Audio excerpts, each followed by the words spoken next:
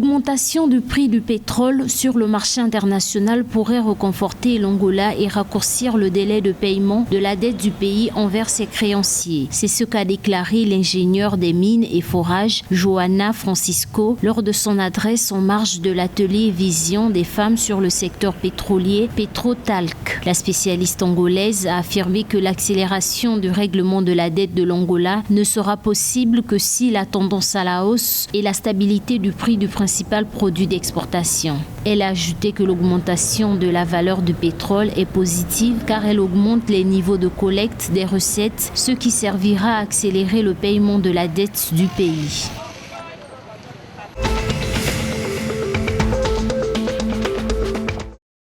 En Zambie, le président Hakainde Hichilema a exhorté la jeunesse zambienne à travailler à développer l'entrepreneuriat. Le chef de l'État zambien a déclaré qu'il est payant de travailler pour soi, encourageant les jeunes à valoriser le travail indépendant afin qu'ils puissent également employer d'autres personnes. Le président Hichilema affirme que son administration reste déterminée à soutenir chaque jeune zambien. S'exprimant lors de l'IDABA national de la jeunesse vendredi 11 mars 2022, le président Hichilema a demandé au ministre de la Jeunesse, Elvis Kandou, d'organiser des IDABA provinciaux de la jeunesse et de veiller également à ce que chaque jeune Zambien bénéficie de fonds d'autonomisation.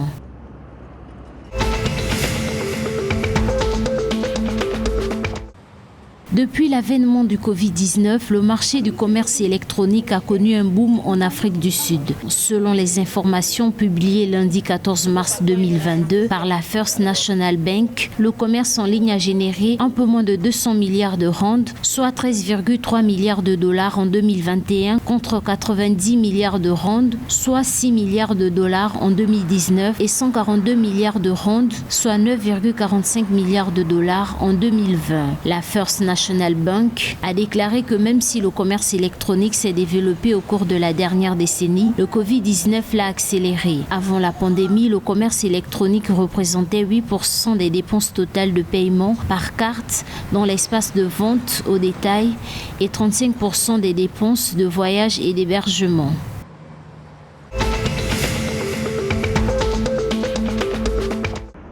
Afin de solder les arriérés de cotisation à l'Association du transport aérien international IATA, Air Zimbabwe met les bouchées doubles pour réintégrer le processus d'IATA d'ici juin 2022. Selon le directeur général par intérim de la compagnie aérienne, Tafadzwa Zaza, dans les 3 prochains mois, Air Zimbabwe sera un membre de la chambre de compensation. La suspension d'Air Zimbabwe par l'Association du transport aérien international est intervenue il y a environ 3 ans. La structure de coordination avait justifié sa décision par des problèmes de sécurité et de retard de paiement de cotisations estimés à plus de 140 millions de dollars.